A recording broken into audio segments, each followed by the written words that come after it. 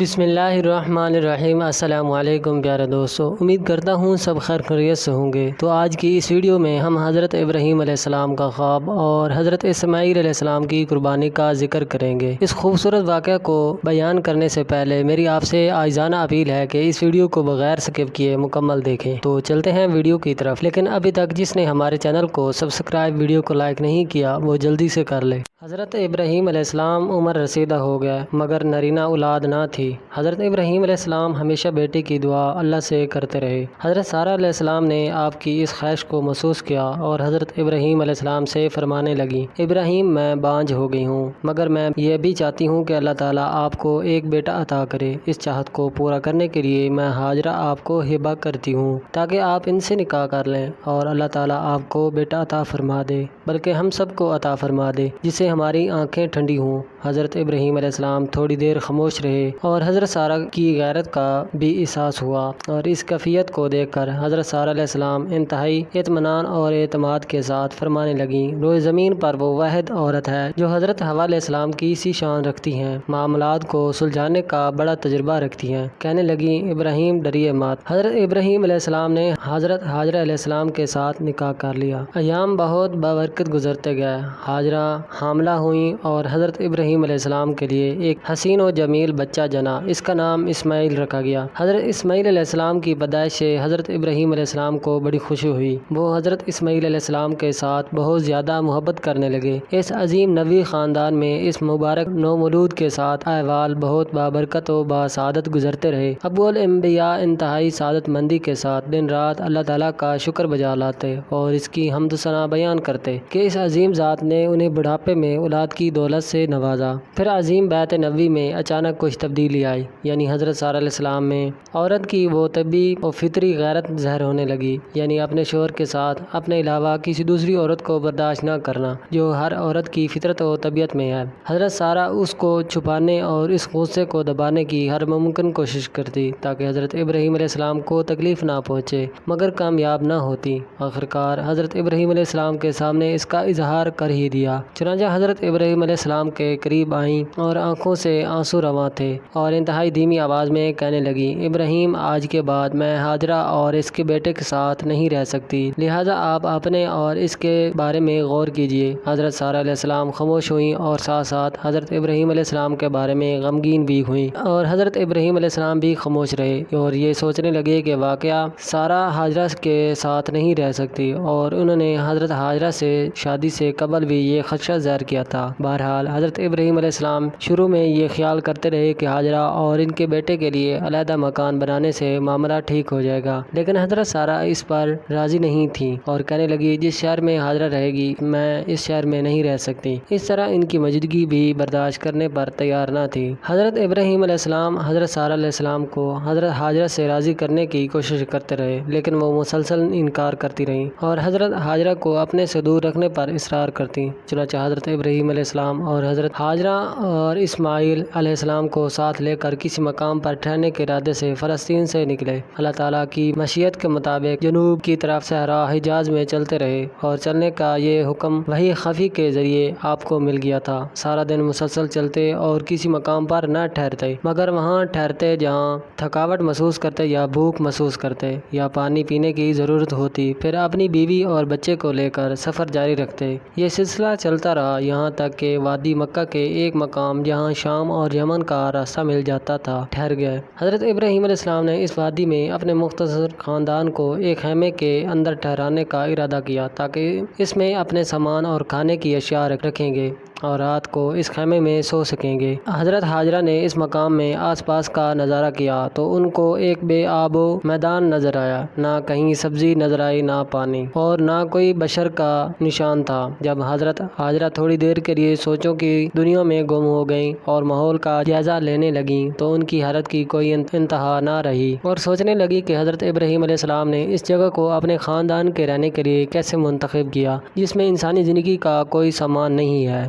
مگر ساتھ ہی خیال آیا کہ ہو سکتا ہے کہ یہ وحی الہی ہو۔ چنانچہ اپنی تسلی کے لیے حضرت ابراہیم علیہ السلام سے دریافت کیا، ابراہیم اس مقام میں ہمیں چھوڑنا حکم خداوندی ہے؟ حضرت ابراہیم علیہ السلام نے فرمایا، ہاں، حکم الہی ہے۔ اللہ تعالیٰ کی ذات پر توکل کرنے والی مومنہ ہاجرہ نے فوراً کہا، اگر ایسا ہے تو ہمیں اللہ تعالیٰ پر توکل ہے۔ آپ نے اپنے خاندان کو اس ذات کے حوالے کیا جس پر بھروسہ کرنے والا کبھی ضائع نہیں ہوا کرتا۔ حضرت ابراہیم علیہ السلام کی روانگی کا منظر عجیب تھا، ان کو اس بے آب و گیا میدان میں چھوڑنے جا رہے ہیں۔ یہ تو توکل علی اللہ کا اعلیٰ مقام اور عظیم اور مضبوط ایمان کے کرشمہ کا ظہور تھا۔ چنانچہ حضرت ابراہیم علیہ السلام حضرت ہاجرہ اور ان کے چھوٹے بچے اسماعیل کو چھوڑ کر جانے لگی، یہاں تک کہ نظروں سے اوجھل ہونے کا وقت قریب آیا تو سر اوپر کو اٹھایا اور خشوع کے ساتھ ذات خداوندی کی طرف متوجہ ہو کر یہ دعا کی، جس کا یہ ترجمہ ہے، اے ہمارے رب، میں اپنی اولاد کو آپ کے معظم گھر کے قریب ایک میدان میں جو زراعت کے قابل نہیں آباد کرتا ہوں، اے ہمارے رب، تاکہ وہ لوگ نماز کا اہتمام کرے رکھیں تو آپ کچھ لوگوں کے قلوب ان کی طرف میل کر دیجیے اور ان کو پھل کھانے کو دیجیے تاکہ یہ لوگ شکر کریں۔ اس عظیم دعا کے بعد حضرت ابراہیم علیہ السلام نے ایک نظر بیوی بچوں پر ڈالی اور شام کی جانب روانہ ہو گیا۔ ایام گزرتے گئے، ایک مرتبہ حضرت اسماعیل علیہ السلام پیاس کی شدت کی وجہ سے رونے لگے اور ان کی والدہ پانی کی تلاش میں صفا مروہ کے درمیان بار بار دوڑنے لگی۔ ادھر اسماعیل علیہ السلام کے پاس زمزم کا چشمہ پھوٹ پڑا جو نہایت شیریں تھا، جو مہمان رحمان کے پینے کے لیے خاص کر دیا گیا۔ اس کیفیت کو دیکھ کر حضرت ہاجرہ کو یقین ہو گیا کہ اب بچہ ہرگز ضائع نہ ہوگا۔ جب دیکھا کہ زمزم کے پانی میں خیر ہی خیر ہے تو یہاں سے ہر گزرنے والا اس کی طرف راغب ہونے لگا اور اس کے پاس پڑاؤ ڈالنے لگا اور لوگ اس کے پاس راحت کے لیے اور پانی کے حصول کے لیے ٹھہرنے لگے۔ چنانچہ قبائل عرب میں سے ایک قبیلہ بنی جرہم کو یہ پانی بہت پسند آیا اور اس نے یہاں اس پانی کے پاس وادی مکہ میں ٹھہرنے کا ارادہ کر لیا اور حضرت ہاجرہ علیہ السلام سے وہاں ٹھہرنے کی اجازت طلب کی۔ انہوں نے اقامت کی اجازت دے دی تو وہاں ٹھہرنے لگے۔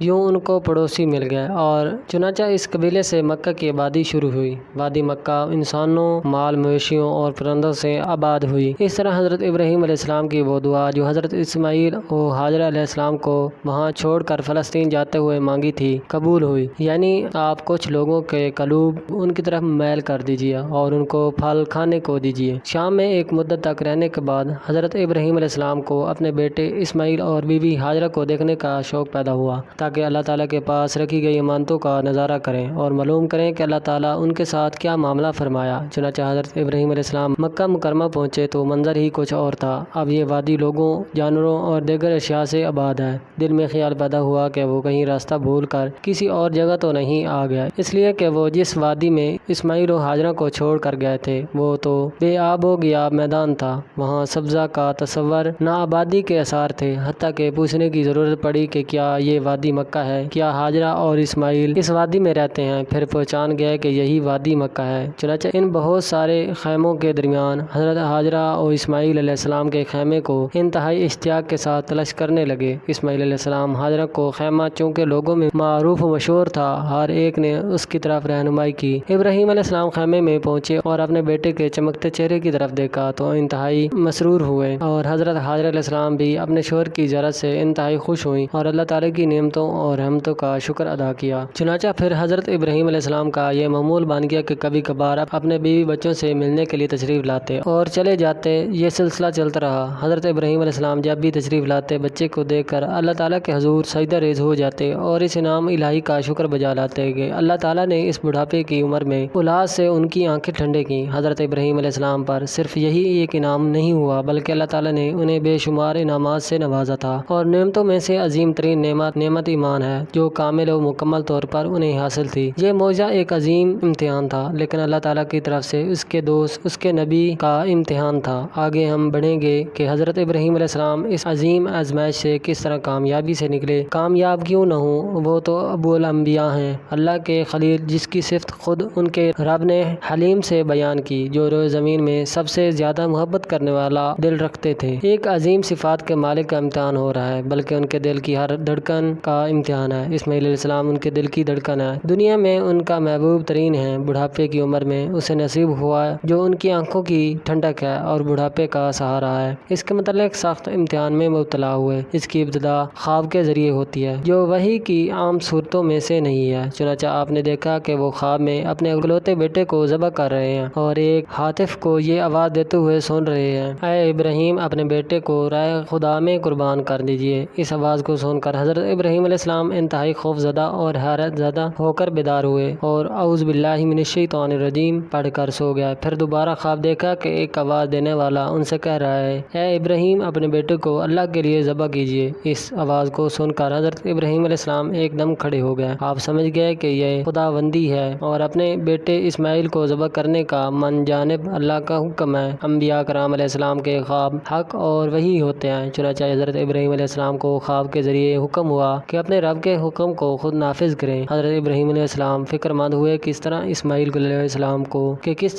अलैहिस्सलाम को बताएं जब उसको ज़बह करने के लिए लेटाएंगे। चुनांचे इस नतीजे पर पहुंचे कि ज़बरदस्ती लेटा कर ज़बह करने की बजाय असल हकीकत से उसको आगाह कर देना बेहतर और ज़रूरी है। चुनांचे हज़रत इब्राहिम अलैहिस्सलाम अपने बेटे के पास आकर कहने लगे, प्यारे बेटे, छुरी और रस्सी लीजिए, मेरे साथ पहाड़ तक चलिए ताकि वहाँ जाकर हम लकड़ियाँ जमा करें। चुनांचे हज़रत इब्राहिम अलैहिस्सलाम ने अपने वालिद मोहतरम के हुक्म की तकमील की और जिस पहाड़ी पर जाने का हुक्म दिया वहाँ जाने के लिए साथ हो लिए। हज़रत इस्माइल अलैहिस्सलाम इंतहाई फरमा बरदार थे, कभी भी आपने हुक्म की खिलाफ वर्जी नहीं की। इब्राहिम अलैहिस्सलाम इस मकान तक पहुँच गया जहाँ पहुँचने का हुक्म था। चुनांचा बाप बेटे ऐसे मकाम पर पहुँचे जहाँ सिवाय अल्लाह ताला के उनको देखने वाला और कोई नहीं था। इस वक्त हज़रत इब्राहिम अलैहिस्सलाम बेटे से मुखातिब होकर फरमाने लगे, बेटे, मैं ख्वाब में देखता हूँ कि मैं तुझे ज़बह करता हूँ, अब तू देख ले तेरी क्या राय है। इसने कहा, अब्बा जान, आपको हुक्म जो मिला है उसको कर गुजरिए, इंशाअल्लाह आप मुझे सब्र करने वालों में से पाएंगे। ज़रा गौर कीजिए, उन्होंने हज़रत इस्माइल अलैहिस्सलाम को सूरत हाल से आगाह करने के लिए क्या लतीफ़ अंदाज में अपनाया और मामला को बेटे पर डाल दिया और इसकी इताअत का इम्तिहान लिया। हालांकि उनको ज़बह करना यकीनी था क्योंकि वही इलाही के मुताबिक उसका हुक्म था, मगर मुती फरमा बरदार बेटे की फरमा बरदारी और इताअत शारी को देखना था। नेज़ देखिए, बेटा बाप की तवक्कुआत से बढ़कर तामील हुक्म के लिए तैयार होने लगा। अब्बा जान, ये अल्लाह का हुक्म है, उसको पूरा करने में तख़ीर न कीजिए, जल्दी कीजिए। इस जवाब को कुरान करीम ने इन अल्फाज में बयान किया है जिसका तर्जमा ये है, अब्बा जान, आपको जो हुक्म मिला है उसको कर गुजरिए, इंशाअल्लाह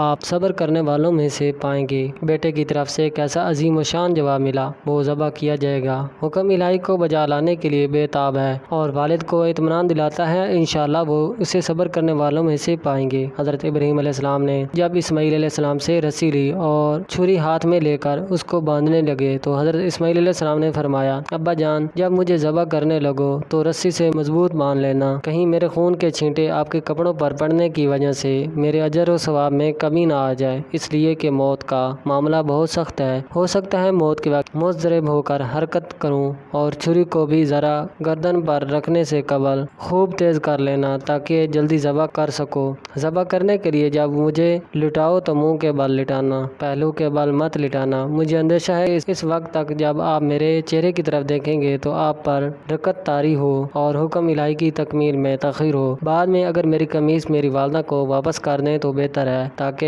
ये उनके पास मेरी यादगार रहे। हज़रत इब्राहिम अलैहिस्सलाम ने फरमाया, ठीक है, ऐसा ही करूँगा। प्यारे लख्त जिगर, तुम हुक्म इलाही की तकमील में मेरे मामन साबित हुए। इसके बाद हज़रत इब्राहिम अलैहिस्सलाम ने छुरी को तेज़ किया और बेटे को रस्सी से मजबूत बांधा और चेहरे के बाल ज़मीन पर लिटा दिया ताकि ज़बह के वक्त चेहरे की तरफ नजर ना पड़े। बिस्मिल्लाह पढ़ी और अशहदु अल्ला इलाहा इल्लल्लाहु पढ़कर ज़बह करने लगे ही थे और अभी छुरी उनकी गर्दन पर रखी थी कि आवाज़ आई और अजीम मौज़े की खुशखबरी आ गई, ऐ इब्राहिम, आपने अपना ख्वाब सच कर दिखाया, अपने बेटे के बदले इस अजीम मेंढे को ज़बह कर दीजिए। हज़रत इब्राहिम अलैहिस्सलाम ने आवाज़ देने वाले की तरफ मज़े मुड़ के देखा तो उनके पास सफ़ेद रंग का एक खूबसूरत बड़ी बड़ी आंखों और सींगों वाला मेंढा खड़ा है। तो पहचान गया कि अल्लाह ताला ने इस्माइल के बदले कुर्बानी के लिए इसको भेज दिया। इस मेंढे के बारे में कहा गया कि 40 साल जन्नत में चरता रहा और जन्नत में जहाँ चाहता जा सकता था। बाज़ उलमा का कहना है कि ये वो मेंढा है जिसकी आदम के बेटे हाबिल ने कुर्बानी की थी, बारगाह इलाही में कबूल हुई थी। इसके बाद हज़रत इब्राहिम अलैहिस्सलाम ने रस्सियों को खोला और फरवत मोहब्बत और इंतहाई खुशी से बेटे को चूमते रहे और फरमाते रहे कि बेटे, आज तो दोबारा मुझे अता हुआ। इसके बाद मेंढे को रस्सियों से बांध लिया और अल्लाह ताला का शुक्र बजा लाते हुए इसको ज़बह किया। ये आज़माइश जिसमें अल्लाह ताला ने हज़रत इब्राहिम अलैहिस्सलाम और हज़रत इस्माइल अलैहिस्सलाम को मुब्तला फरमाया था, बहुत बड़ी आज़माइश और अजीम इम्तिहान था। नेज़ तमाम मौज़ात में सबसे बड़ा मौज़ा था। हज़रत ابراہیم علیہ السلام اور حضرت اسماعیل علیہ السلام نے رضا و تسلیم اطاعت امر کے میدان میں عظیم و شان مثال قائم کی، اور اللہ تعالیٰ نے مینڈے کی صورت میں عظیم معجزہ ان کے ہاتھوں ظاہر فرما دیا۔ اس عظیم معجزے کا ذکر قرآن کریم نے یوں بیان کیا ہے، جس کا ترجمہ یہ ہے: غرض دونوں نے خدا کے حکم کو تسلیم کیا اور باپ نے بیٹے کو کروٹ پر لٹایا۔ ہم نے ان کو آواز دی، ابراہیم شاباش ہے، تم نے خواب کو خوب سچ کر دکھایا۔ ہم مخلصین کو ایسا ہی صلہ دیا کرتے ہیں۔ حقیقت میں یہ تھا بڑا امتحان، اور ہم نے ایک بڑا ذبیحہ اس کے عوض دے دیا، اور ہم نے پیچھے آنے والوں میں یہ بات ان کے لیے رہنے دی۔ یہ ہے وہ حقیقی رضا و تسلیم جس کی حضرت ابراہیم علیہ السلام اور حضرت اسماعیل علیہ السلام نے عظیم و مثال پیش کی، اور اللہ تعالیٰ نے بھی انہیں عظیم جزا سے نوازا، اس لیے کہ انہوں نے اللہ تعالیٰ کی عبادت کا حق ادا کیا اور اطاعت فرما برداری کے آخری درجے کو پہنچے، اور ایسے عظیم اور مشکل ترین آزمائش کے میدان کو سر کر لیا۔ خود حضرت ابراہیم علیہ السلام کی قوت ایمانی کا ایک معجزہ ہے، اور حضرت اسماعیل علیہ السلام اطاعت میں معجزہ ثابت ہوئے۔ یہ سارے موقف معجزے ہی معجزے ہیں، صرف مینڈا ہی معجزہ نہیں، بلکہ باپ بیٹا، ان کی قوت ایمانی، حق اطاعت کی ادائیگی، اور اللہ تعالیٰ کی ان کے ساتھ الفت و مہربانی بھی سبھی معجزے ہیں۔ اگر آپ ایسی مزید ویڈیو دیکھنا چاہتے ہیں تو ہمارے چینل سے جڑے رہیں اور اس چینل کو سبسکرائب، ویڈیو کو لائک کر دیں۔ تو ملتے ہیں نیکسٹ ویڈیو میں، تب تک کے لیے اللہ حافظ۔